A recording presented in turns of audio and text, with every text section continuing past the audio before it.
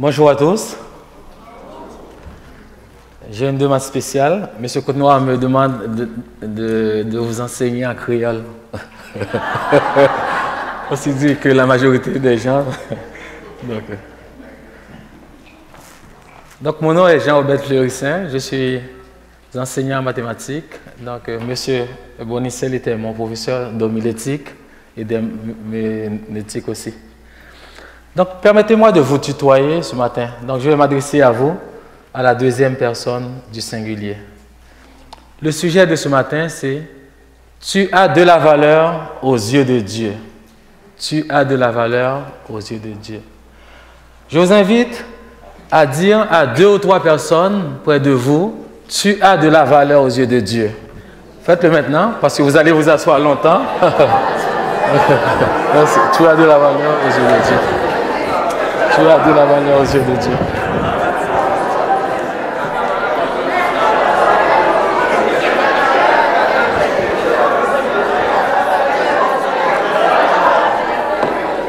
Merci. Toi aussi, merci, mon frère. Ok, c'est terminé la pause, s'il vous plaît. La pause commerciale, c'est terminé. Tu as de la valeur aux yeux de Dieu. Est-ce qu'il nous arrive parfois de nous questionner sur nous-mêmes, sur notre identité, au point d'avoir une opinion erronée de nous ou une faible estime de nous-mêmes, au point de dire « je ne vaux rien, je vis parce que je dois survivre ». Personne, absolument personne ne s'intéresse à moi. Personne ne s'intéresse à ce que je fais. Je ne suis rien, je suis un raté. La planète n'a pas besoin de ma présence. Quelle conception avons-nous de notre propre valeur? Sommes-nous vraiment conscients de notre valeur? Avons-nous vraiment réfléchi aux paroles du psaume 139, versets 13 à 16, et à celles d'Ésaïe 43, 1 à 4? Je lis pour vous. Psaume 139, 13 à 16. C'est toi, Éternel, qui as formé mes reins, qui m'as tissé dans le sein de ma mère. Pour bien saisir le sens des paroles des 2 textes, je vous demande de les personnaliser en remplaçant les « je » mais par ton propre nom. C'est toi qui as formé les reins de Jean, les reins de Pierre, qui m'as tissé dans le sein de ma mère. Jean-Obed te loue de ce que je suis une créature si merveilleuse. Tes œuvres sont admirables et mon âme le reconnaît bien. Mon corps n'était point caché devant toi lorsque j'ai été fait dans un lieu secret, tissé dans les profondeurs de la terre. Quand je n'étais qu'une masse informe, tes yeux me voyaient. Et j'aime bien cette version. Dans ton livre, tu avais déjà noté toutes les journées que tu prévoyais pour moi, sans qu'aucune d'elles ne soit pourtant commencée.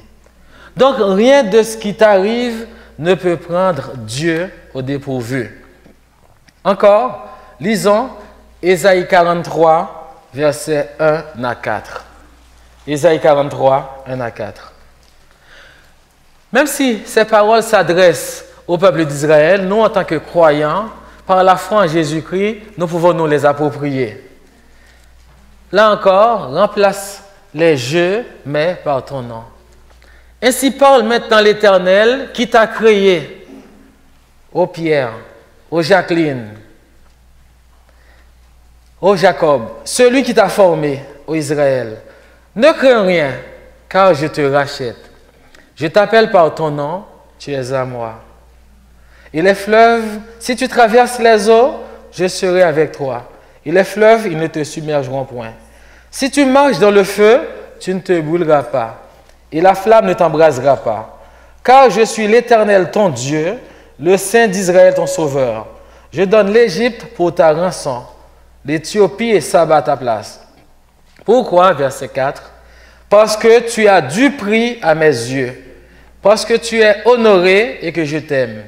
Je donne des hommes à ta place et des peuples pour ta vie. Ne crains rien, car je suis avec toi. Isaïe 44, verset 2, il est écrit, « Voici ce que je déclare, moi le Seigneur qui t'ai fait, qui t'ai formé dès avant ta naissance, celui qui est ton soutien. Ne crains rien. » Frères et sœurs, de ces textes, tu peux conclure que ta naissance n'a été déterminée ni par erreur, ni par accident, ni par la chance, mais ta naissance a été arrêtée par Dieu qui l'a désirée. Sais-tu que Dieu a décidé longtemps à l'avance du jour exact de ta naissance et même du lieu de ta mort? Il a aussi déterminé l'endroit où tu vis aujourd'hui. Est-ce que tu sais que Dieu a aussi décidé de l'identité de tes parents? Ce n'est pas vous qui avez choisi vos parents. Ce n'est pas moi non plus. Dieu a décidé de l'identité de tes frères et sœurs. Il était au courant des moindres détails de ta vie, de ton prénom, de ta couleur de peau, de ton type de cheveux, de ton poids, de ta personnalité. Il savait même que tu serais présent à l'église aujourd'hui. Es-tu conscient de ta valeur? Pourquoi cette question est-elle importante? Parce que si tu n'es pas conscient de ta valeur, tu ne pourras jamais te sentir réellement heureux.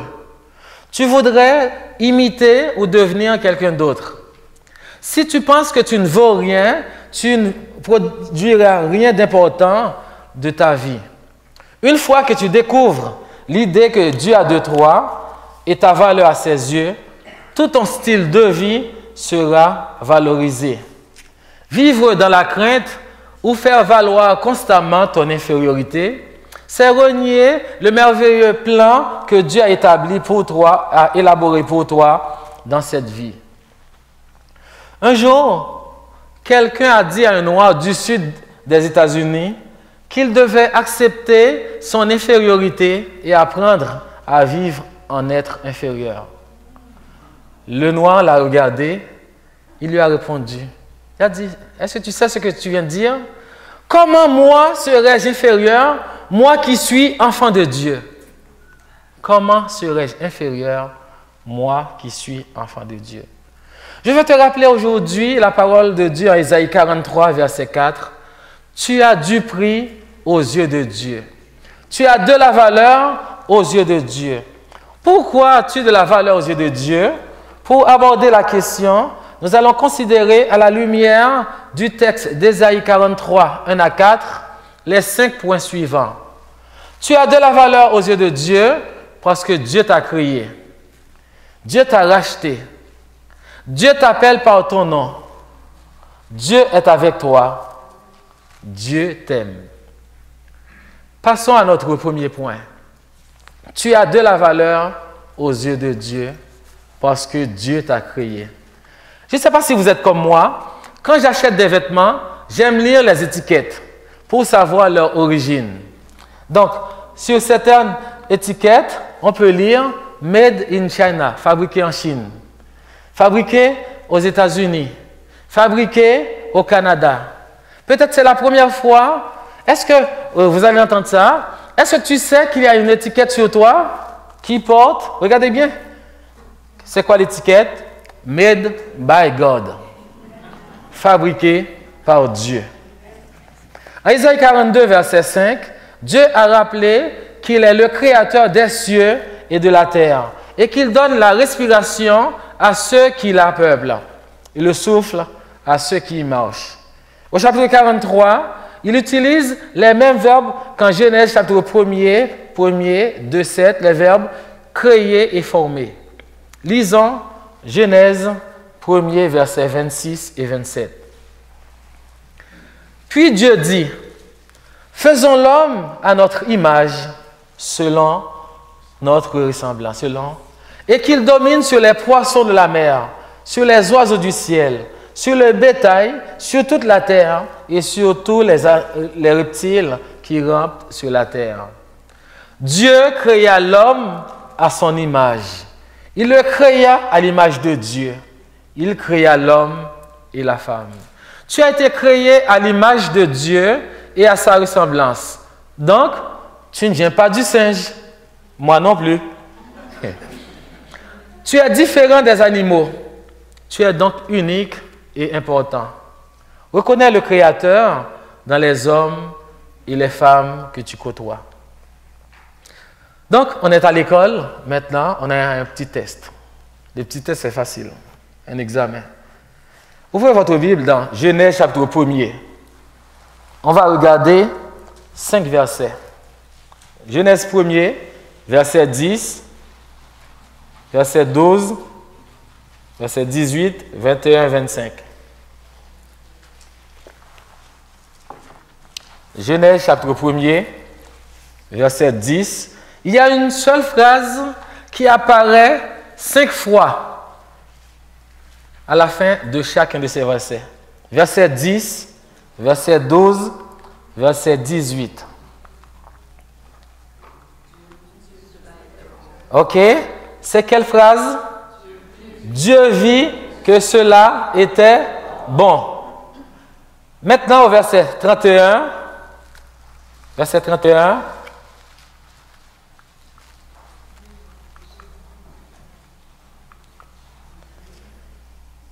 Dieu vit tout ce qu'il avait fait et voici, cela était très bon.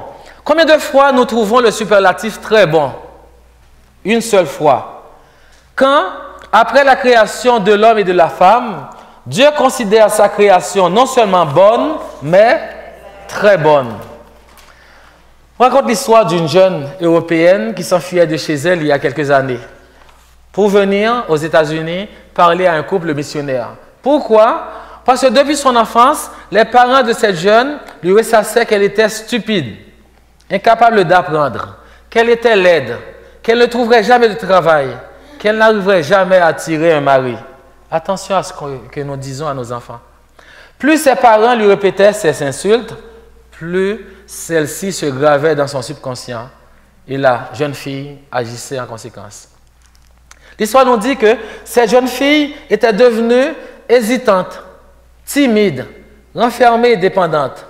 Ses parents avaient réussi à en faire une esclave rien qu'en implantant en son esprit des semences négatives.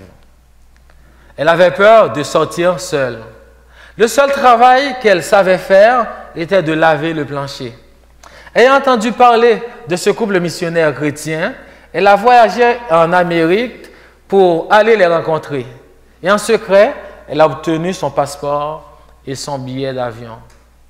Arrivée maintenant chez le couple missionnaire, elle a parlé de sa situation à ce couple. Et debout dans la chambre de prière, cette jeune femme se tourna vers Dieu, son visage ruisselant de larmes.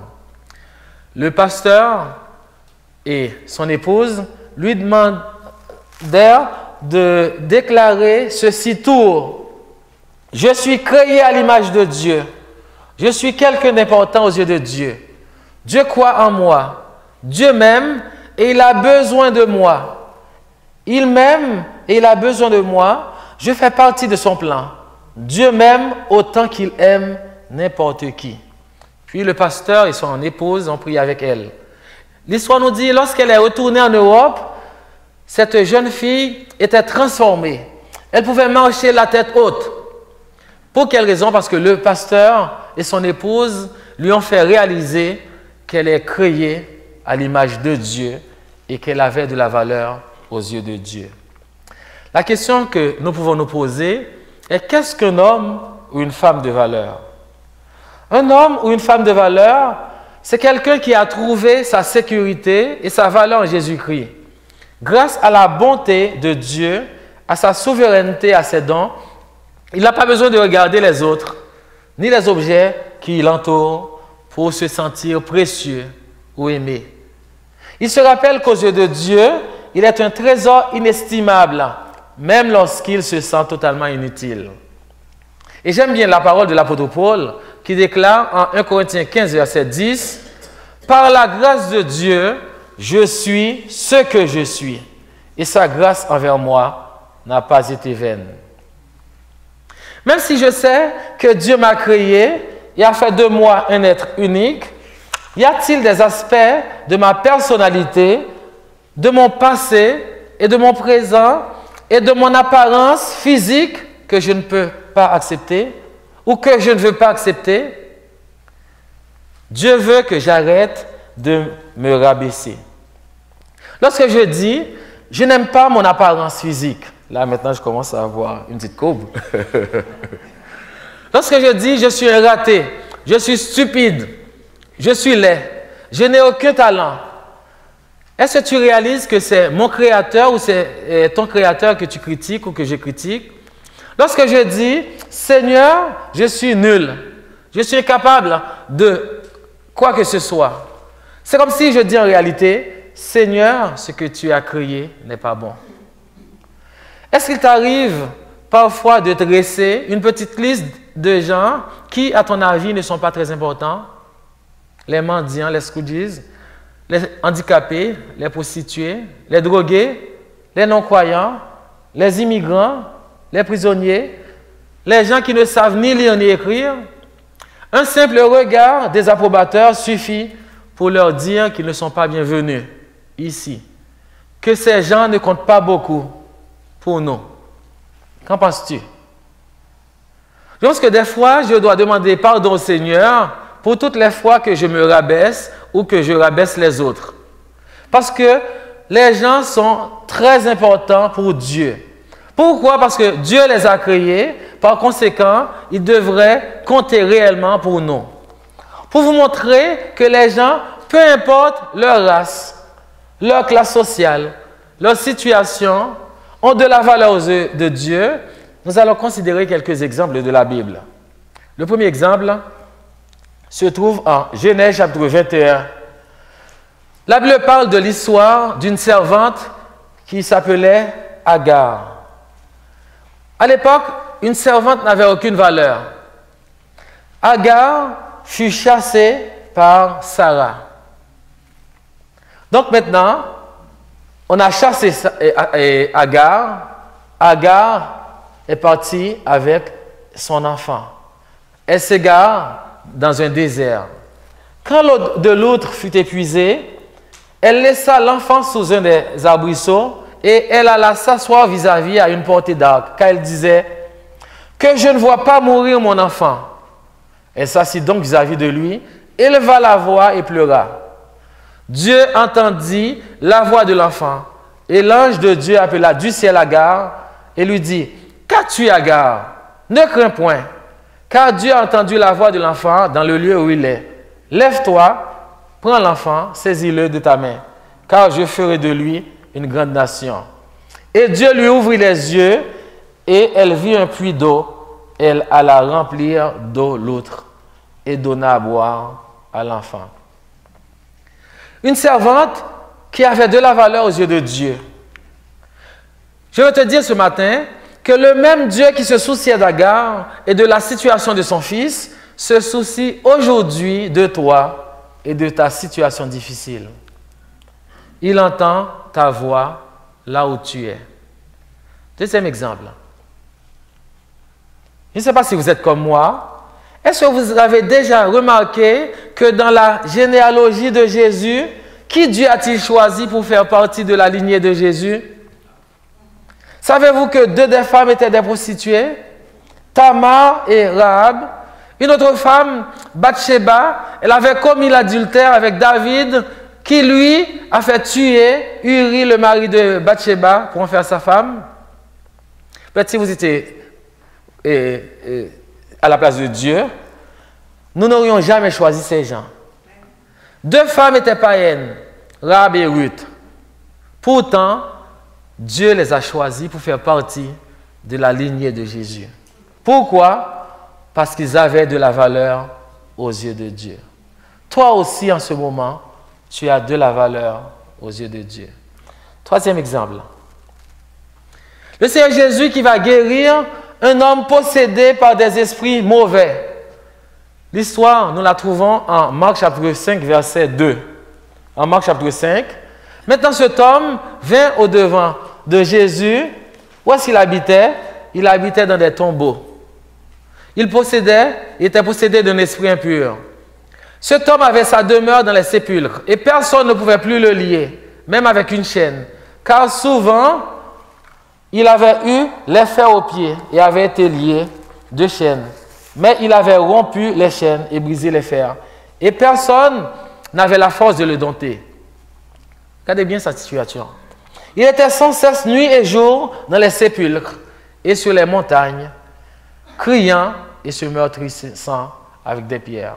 Cet homme avait de la valeur aux yeux de Dieu et le Seigneur Jésus a chassé les démons. Comme résultat, ils virent le démoniaque, les gens qui l'ont vu, celui qui avait eu la légion, comment il est maintenant, assis, vêtu et dans son bon sang, ils furent saisis de frayeur. Ils furent saisis de frayeur. Aujourd'hui, même, le Seigneur Jésus veut te rétablir et donner un sens à la vie. Quatrième exemple. Pour montrer que n'importe qui a de la valeur aux yeux de Dieu, vous connaissez l'histoire de Zachée. C'est Jésus qui s'invite lui-même chez Zachée, celui qui était exclu, impur aux yeux de la foule. Au verset 5, Jésus lève les yeux et lui dit, « Zachée, à toi de descendre, car il faut que je demeure aujourd'hui dans ta maison. » Pourquoi Zachée a-t-il de la valeur aux yeux de Dieu?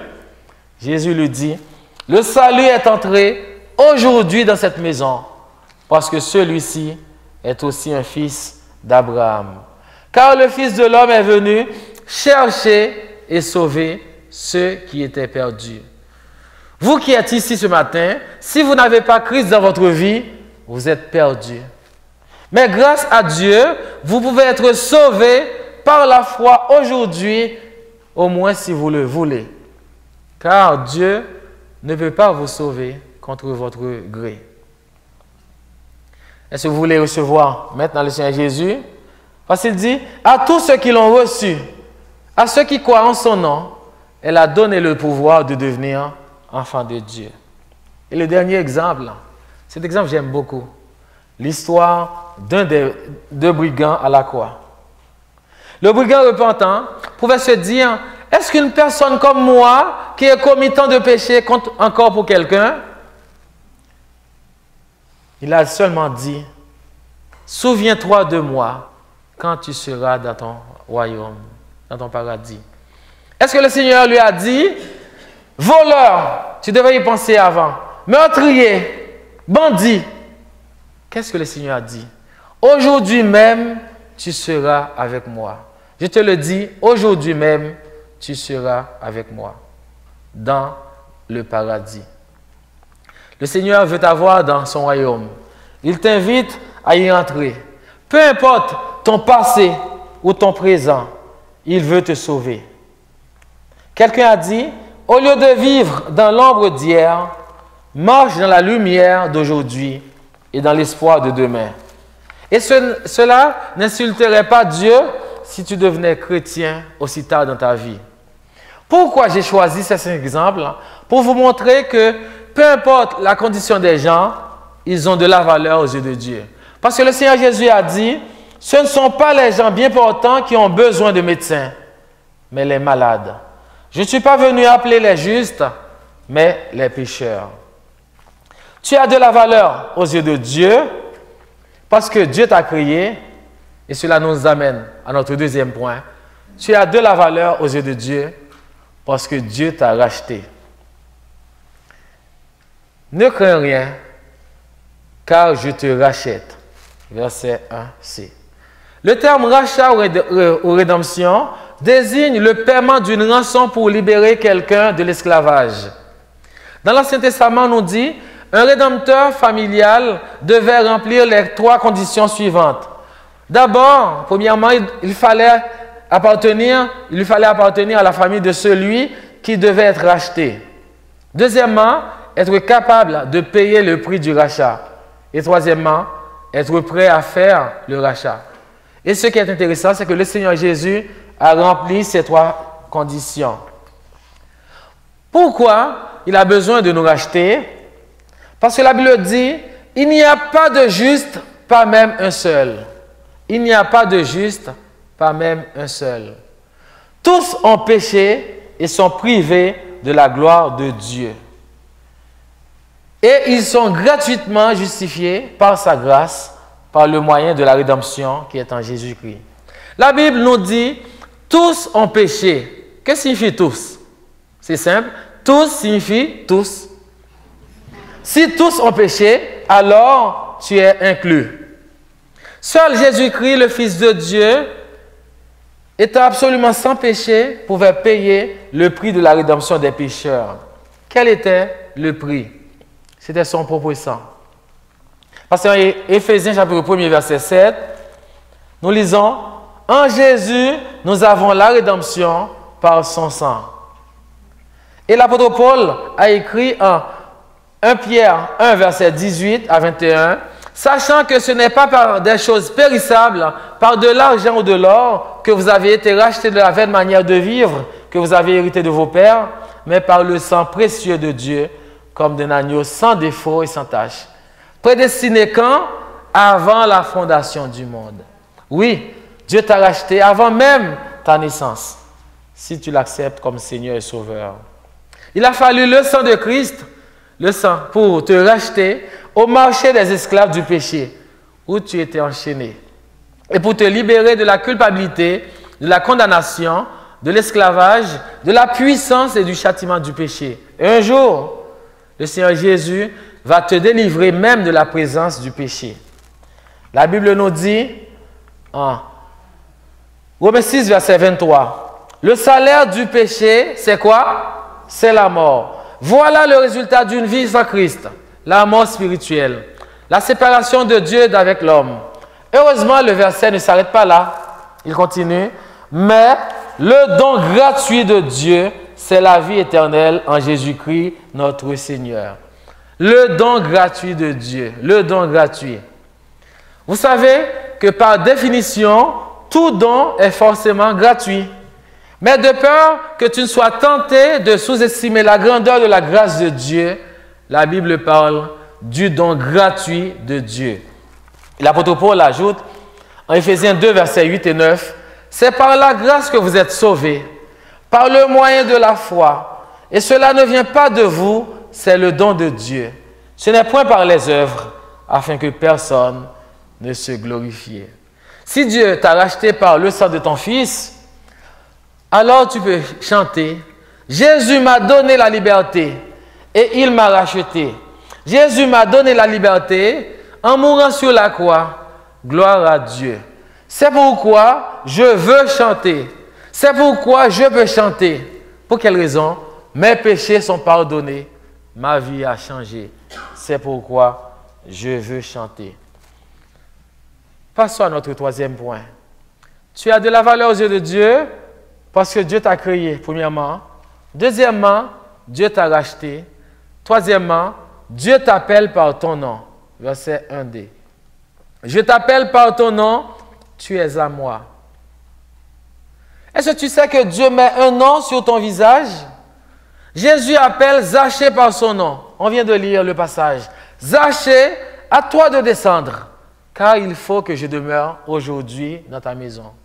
Tu n'es pas un numéro. Lorsque tu téléphones à un bureau du gouvernement et que tu donnes ton nom, la première question, c'est quoi ton numéro d'assurance sociale? Quand tu vas à la banque, tu as besoin d'un NIP. Donc, à l'école, j'ai besoin d'un mot de passe aussi. Il n'existe une seule personne qui soit exactement comme toi. Tu es si unique que ton empreinte digitale permet de t'identifier. Je t'appelle par ton nom. Tu es à moi. Tu es à moi, tu appartiens à Dieu. Est-ce que tu sais que Dieu connaît ton adresse, ton numéro de téléphone, ton courriel? Il est aussi sur Facebook. Dieu connaît chacun de nous par son nom. D'ailleurs, il a appelé Moïse par son nom dans un buisson, Samuel par son nom dans le temple, chez Élie. Il a appelé Saul par son nom sur le chemin de Damas. Le Dieu qui appela Moïse, Samuel, Saul, chacun par son nom, est aussi le Dieu qui t'appelle en ce moment par ton nom. D'ailleurs, Jésus a dit en Jean chapitre 10, verset 3, verset 14 et 16, « Le portier lui ouvre et les brebis entendent sa voix. Il appelle par leur nom les brebis qui lui appartiennent et il les conduit dehors. Verset 14. Je connais mes brebis et elles me connaissent, comme le Père me connaît et comme je connais le Père, et je donne ma vie pour mes brebis. Pour vous qui priez longtemps pour le salut de notre chair et vous ne voyez pas encore de résultat, j'ai une bonne nouvelle pour vous. Verset 16. Le Seigneur Jésus, qu'est-ce qu'il dit? J'ai encore d'autres brebis qui ne sont pas de cette bergerie, celle-là. Celle-là, le nom de votre frère qui n'est pas chrétien fait partie de celle-là. Le nom de votre mari, de votre enfant pour qui vous priez longtemps et notre chair, ces noms font partie de celle-là. Qu'est-ce que Jésus dit? Celles-là, il faut que je les amène, elles entendront ma voix et il y aura un seul troupeau, un seul berger. Ne te décourage pas, continue à prier, persévère et demande à Dieu de sauver ceux qui ne sont pas encore à lui. Je t'appelle par ton nom, tu es à moi.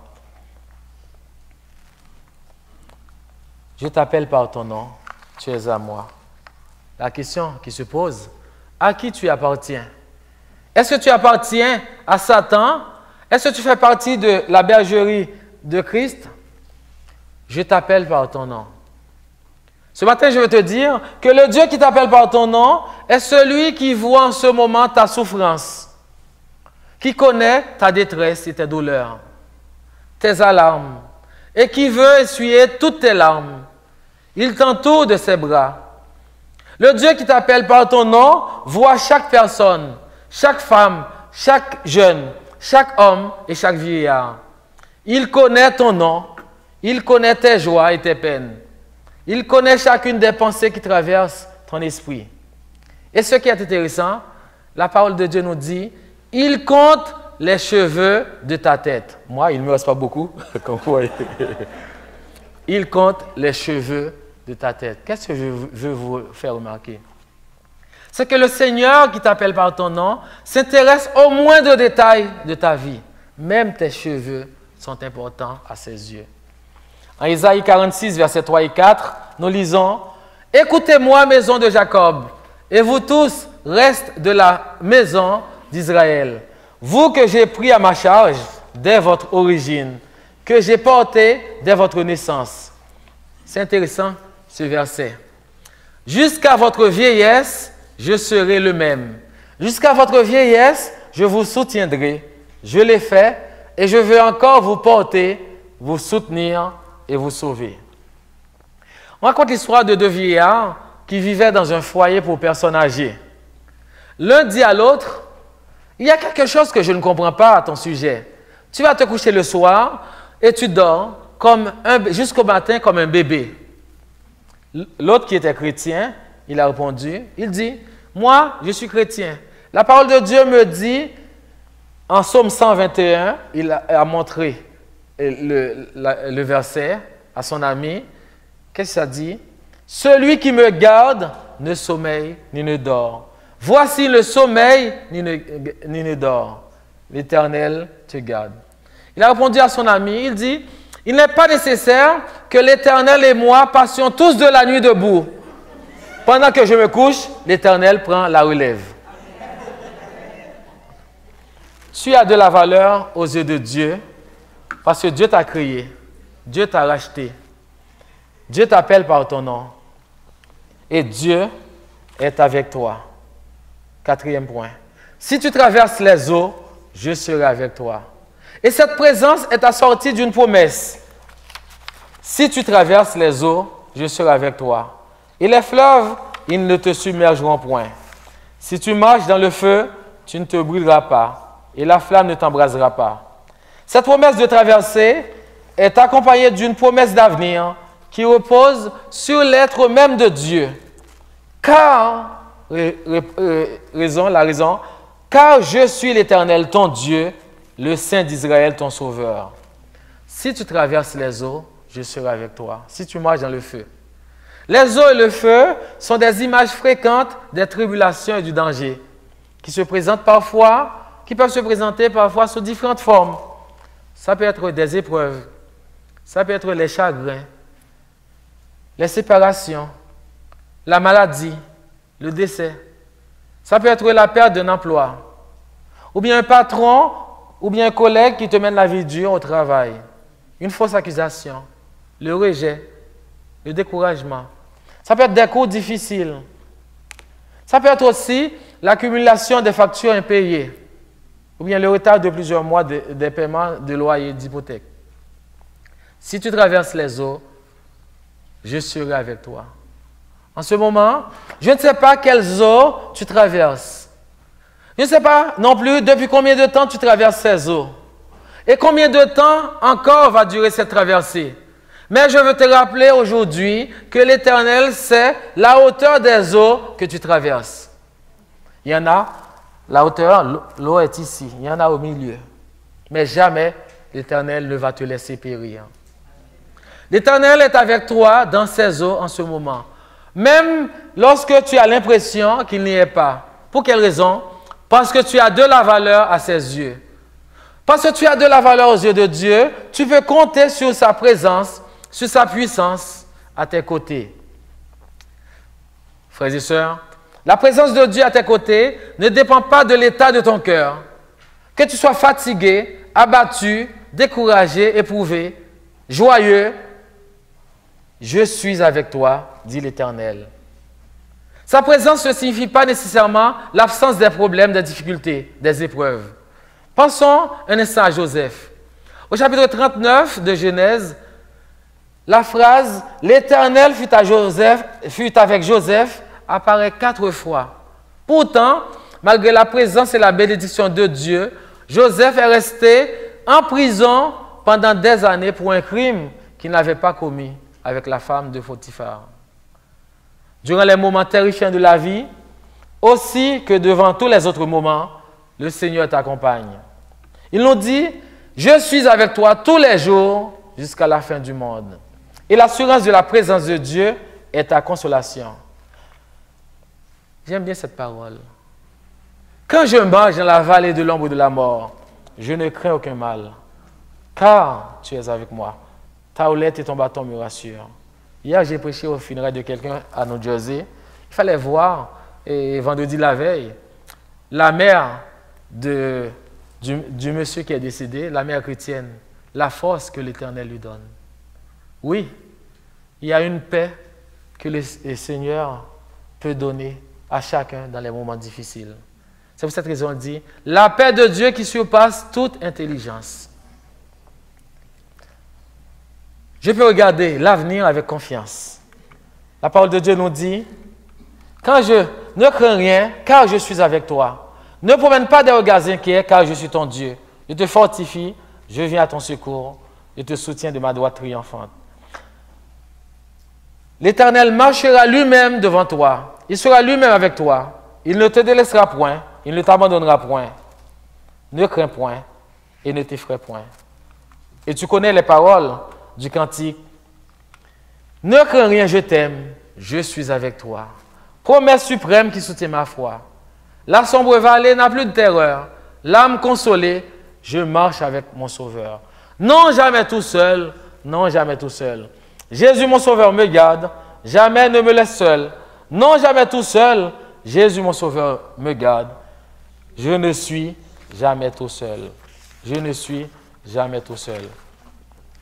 Peut-être en ce moment, tu te sens seul, abandonné, oublié par un être cher, par ton époux, par tes enfants, tes frères et sœurs, tes parents et amis, pour une raison quelconque. Isolé dans un coin, tu es fatigué de la vie et abattu par les vagues. Tu peux dire en toi-même, mais où est Dieu? M'a-t-il abandonné? Je veux te dire ce matin, même s'il est possible que tes proches t'abandonnent, l'Éternel ne t'abandonnera jamais. Parce que c'est lui qui dit dans sa parole, si on disait, l'Éternel m'abandonne, le Seigneur m'oublie, une femme oublie-t-elle l'enfant qu'elle allait? N'a-t-elle pas pitié du fruit de ses entrailles? Quand elle l'oublierait, moi l'Éternel, je ne t'oublierai point. Voici, je t'ai gravé sur mes mains. Tes murs sont toujours devant mes yeux. Quelle promesse, quel encouragement. Chaque fois que le Seigneur regarde sa main, il te voit. Et j'aime bien la parole de Dieu, sa promesse. Ce ne sont pas les paroles d'un politicien. Lui, il vient frapper à ta porte à tous les 4 ans ou 5 ans. Ou bien à chaque 2 ans. Ça dépend de la durée du gouvernement, du mandat. Mais Dieu lui-même a dit, qu'est-ce qu'il a dit? Je ne te délaisserai point. Je ne t'abandonnerai point.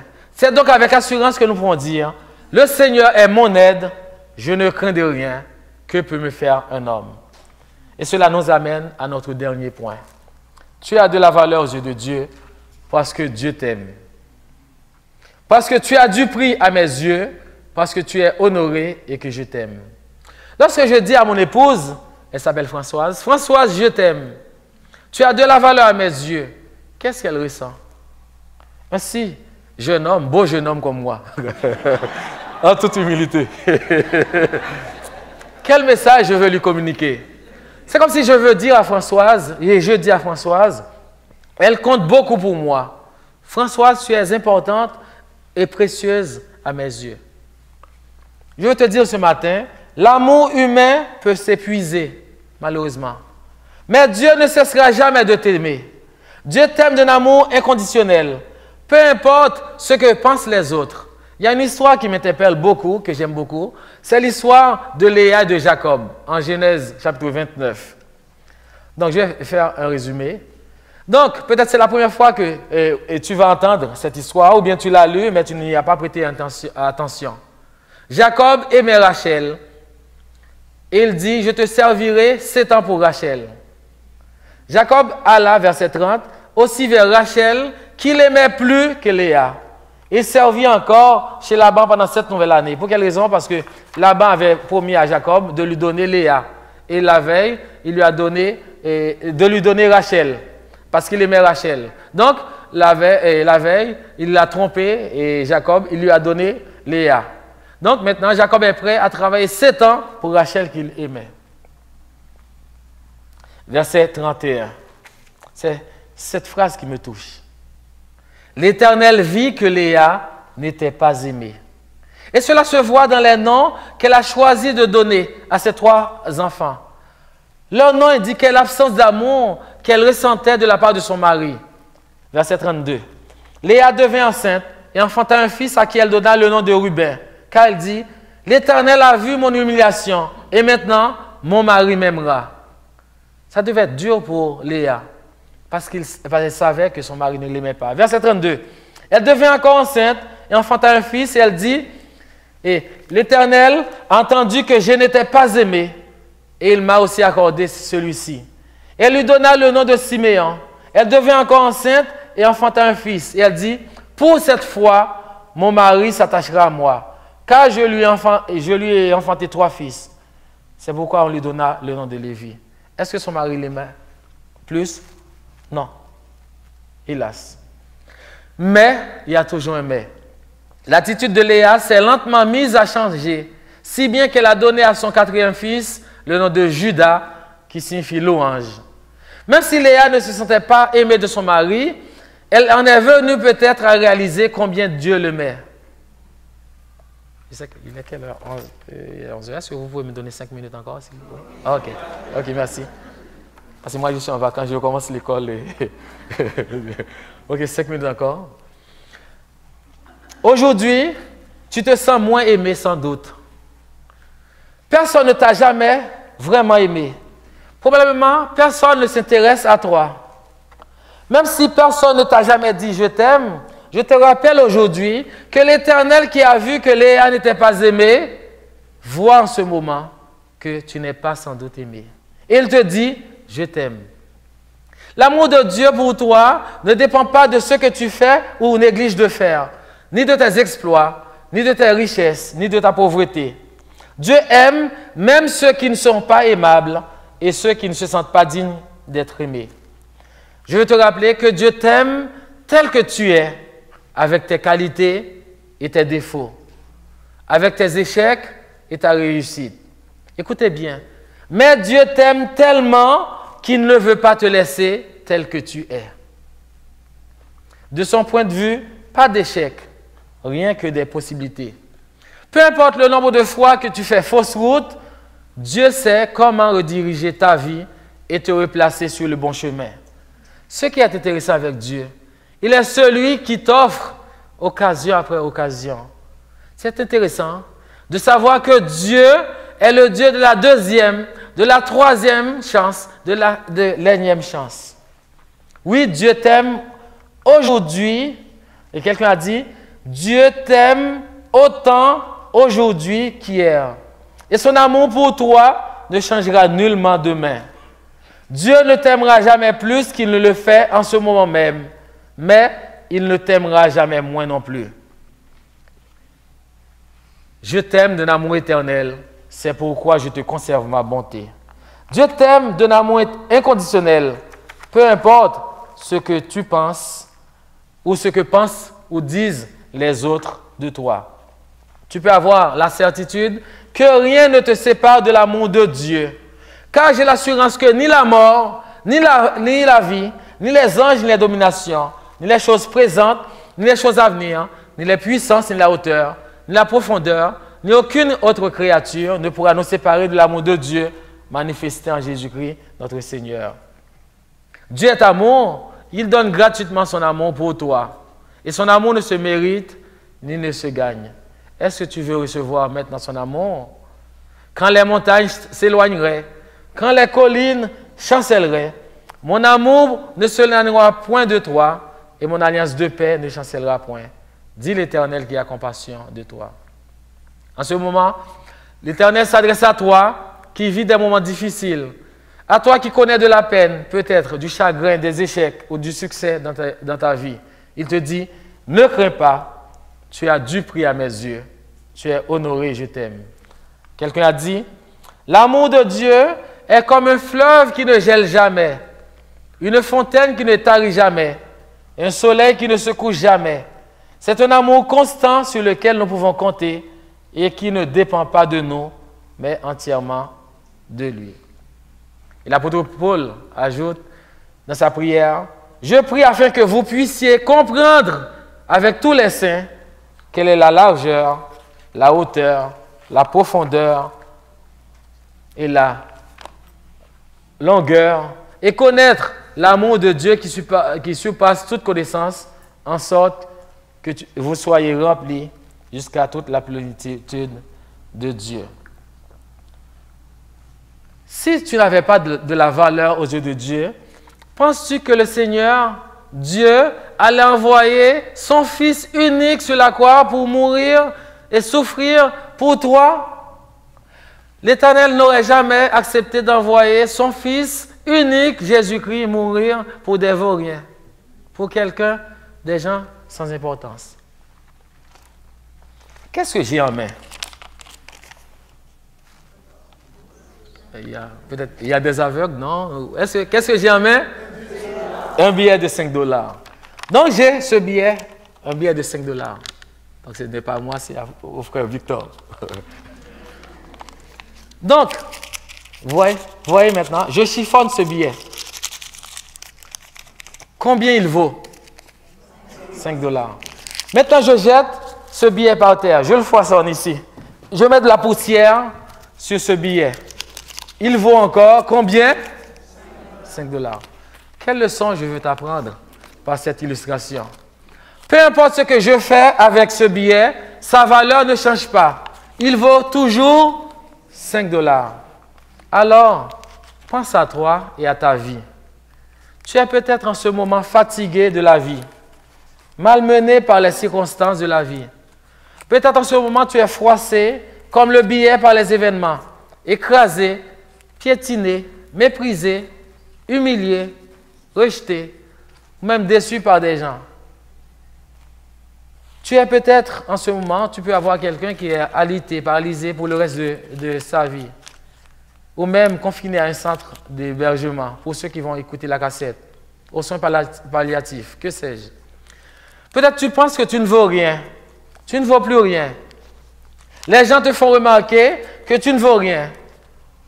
Je veux te dire ce matin, c'est totalement faux. C'est le mensonge du diable. Ta valeur ne change jamais aux yeux de Dieu. Peu importe ton passé, ton présent, ta situation, ton âge, ton statut. Tu es choisi et précieux pour Dieu. Pourquoi? Parce que Dieu te voit avec les yeux de l'amour à cause du sacrifice de son Fils Jésus sur la croix. Que le Seigneur te fasse vivement et que le Seigneur te fasse vivre pleinement cette réalité. Tu as de la valeur aux yeux de Dieu. Que Dieu t'aide à comprendre, à accepter, à découvrir chaque jour dans la foi la longueur, la largeur, la hauteur, la profondeur de son amour pour toi, en te rappelant que tu as de la valeur à ses yeux parce que Dieu t'a créé, Dieu t'a racheté, Dieu t'appelle par ton nom, Dieu est avec toi, Dieu t'aime. Voilà ce que le Seigneur te dit personnellement ce matin. Tu as de la valeur aux yeux de Dieu. Tu es honoré et je t'aime. Au début du sermon, je t'ai invité à dire aux autres, tu as de la valeur aux yeux de Dieu. Maintenant, je t'invite à dire à d'autres personnes, j'ai de la valeur aux yeux de Dieu. Faites-le, que le Seigneur vous bénisse.